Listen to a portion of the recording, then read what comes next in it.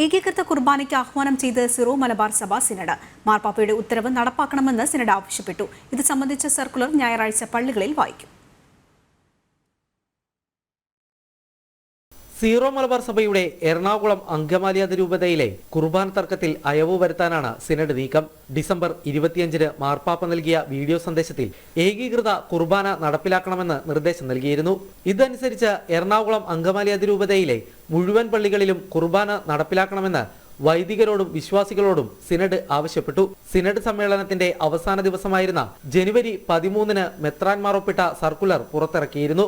വരുന്ന ഞായറാഴ്ച പള്ളികളിലും സഭാസ്ഥാപനങ്ങളിലും ഈ സർക്കുലർ വായിക്കും. 49 മെത്രാൻമാരാണ് സർക്കുലറിൽ ഒപ്പുവെച്ചത്. മാർ റാഫേൽ തട്ടിൽ സഭാധ്യക്ഷനായി ചുമതലയേറ്റ ശേഷം ആദ്യം പുറത്തിറക്കുന്ന സർക്കുലറാണ് ഇത്. പുതിയ സഭാധ്യക്ഷന്റെ മുന്നിൽ പരിഹാരം കാണേണ്ട പ്രഥമ വിഷയവും കുർബാന തർക്കമായിരുന്നു.